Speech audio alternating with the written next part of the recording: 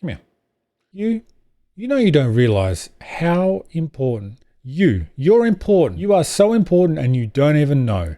And you too. Yes, you. I want to explain how important you as a viewer are through the eyes of a content creator or a streamer or somebody from the other side of the camera. I feel like there might be some things that you don't realize about your favorite creators and what they might potentially be going through behind the scenes. Please allow me to introduce myself. My name is Minges and I have been streaming and making videos for about 3 years now. I also host a podcast called Unfiltered Conversations with Creators, in which I talk to and interview content creators and hear about their journey and how they got started in the scene. Pretty lucky to have spoken to a lot of really cool creators, both small and large. And in each of these conversations, I've gotten to know the person and found out that we have a lot of shared experiences, but there are also some things that people are just unique and have different experiences. So I'm going to try to speak to mainly what I know, but also some of the stuff that I've learned from other people.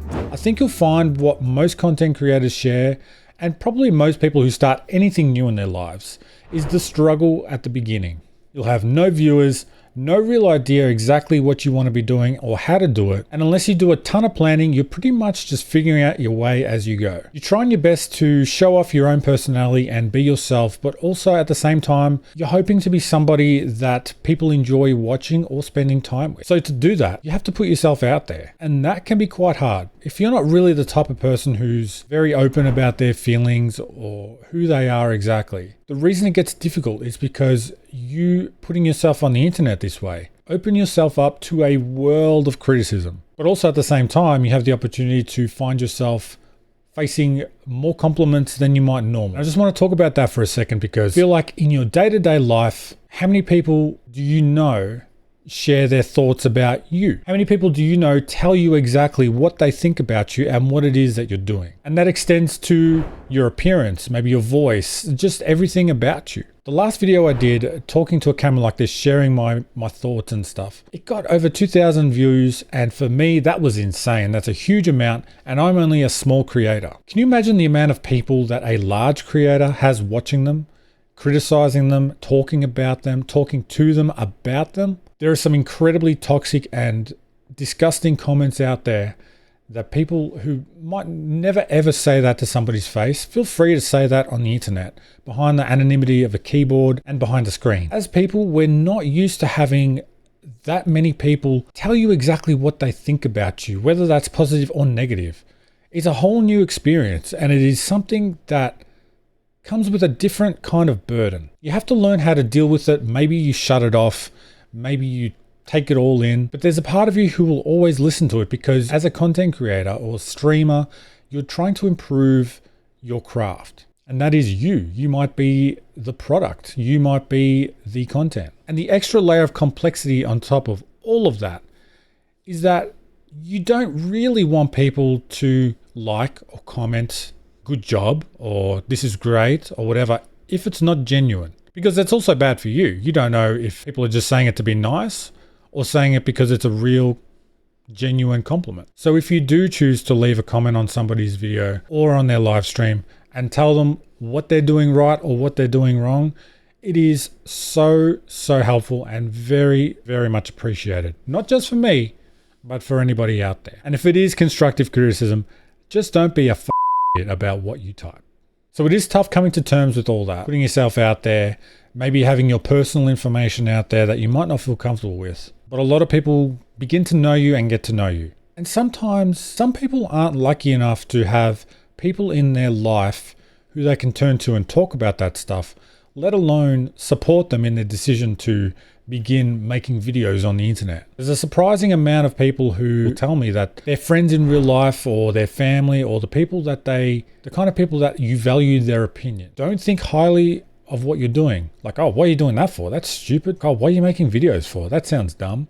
Why does anyone want to watch you? And sometimes people might not even have people that close to them who can give them feedback, positive or negative. And so you're kind of left in the dark, trying to fumble your way and get a sense of, am I good enough? One thing I can definitely speak to is the feeling of imposter syndrome. Feeling like any success isn't really earned, any success isn't really something you deserve, and that eventually you're going to get found out. And it takes a bit of experience, I think, to try and separate how things are going in your, whether it's a hobby or a full-time job or whatever it is, in content and making videos or streaming, to what it is that you offer as a person outside of that. It can be very hard to detach yourself from the viewer count, that magic number of the people that are watching you live or watching your videos, or it could be the amount of likes or the name of the people who like your stuff. It's crazy that on different platforms, like on TikTok, you can see who views your videos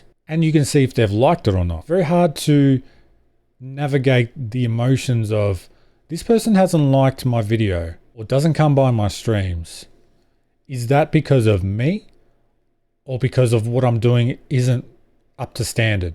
And there's nothing wrong with that. You have to earn people's likes. You have to earn people's time. It's trying to navigate that thin line, which is wobbly and unpredictable. But it's also hard to detach yourself from feeling a sense of self-worth from the amount of views and likes that your content gets. It can be hard if you have no one to bounce ideas or feelings off. And a lot of the time, you can be overwhelmed with feelings of self-doubt.